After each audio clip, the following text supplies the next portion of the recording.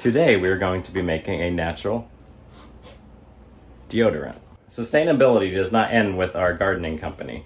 We also try to keep chemicals out of our daily lives. These are the materials you will need. We have shea butter, coconut oil, beeswax, zinc oxide, magnesium powder, arrowroot powder, and the essential oil of your choice. Today we're making the deodorant for my wife. She likes patchouli, so we are going to be using patchouli essential oil. And first we're going to start with a double boiler. We've got 2 pots here. We're going to fill the bottom pot with a little bit of water. Then you put the second pot on top. We're going to start it on the burner over here. We are going to be measuring out 1 ounce of zinc oxide. You want to make sure you get the non-nano zinc oxide because it is not absorbed by your body. Next, we're going to measure out 1 ounce of magnesium oxide. The magnesium oxide will help detox your armpits. Because your lymph nodes are located in your armpits, it also helps cleanse those as well. Next, we're going to measure out 10 tablespoons of arrowroot powder. Arrowroot powder will help dry your armpits. It's not going to be an antiperspirant per se, but it will help absorb some wetness. This deodorant is not an antiperspirant because for healthy functions, you want to be able to sweat. 9, 10.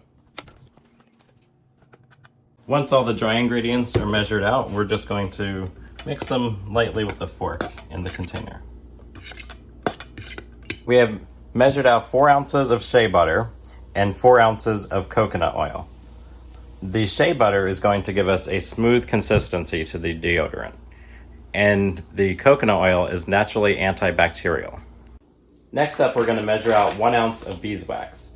The beeswax is going to give it a bit of a waterproofing effect, so your body doesn't absorb the deodorant right away. Now that all the oils are measured out, we're going to start the double boil process.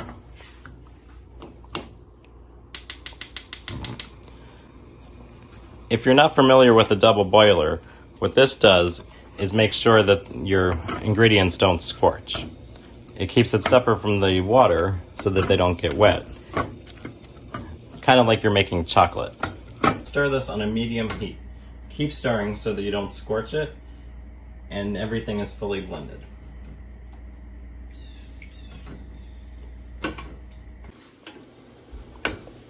It's going to take a little bit of time for the beeswax pellets to melt. Keep stirring. Okay, everything is melted and smooth. We're going to turn off the heat and we're going to remove it from the heat. It's cooling down just a little bit, but we want to make sure that it stays liquid. We're going to add our essential oils. You can use whatever oils you like. You can use rosemary, lemongrass. Like I said, my wife likes the patchouli oil, so we're going to add that in there. We're going to do about 40 to 60 drops, depending on the scent we're going for. So that looks like about 20. Okay, that's about 40. Let's blend this up and smell it.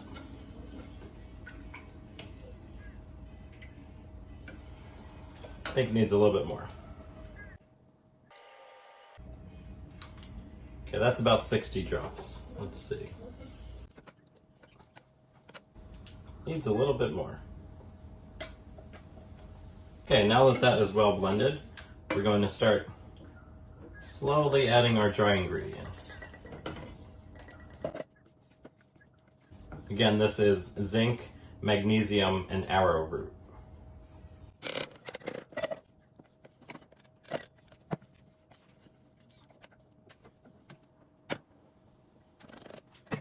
Okay, everything is combined. We're just going to keep mixing it until it starts to thicken up or blend smoothly. As you can see, we're getting a very creamy consistency. I'm going to make sure you get all of the lumps out. We're going to keep blending until it's completely smooth and lump-free. See how creamy this looks? Okay, we got our containers lined up. We're going to be storing our natural deodorant in these tins. We're just going to be pouring this in slowly. It's going to be nice and creamy when it's done. We're going to let these sit on the counter until they are cool.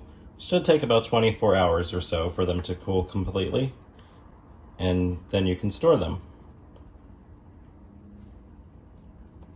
Looks like we made enough for 5. Okay, let's try this out. Ooh, look at that, nice and smooth. Smells good too.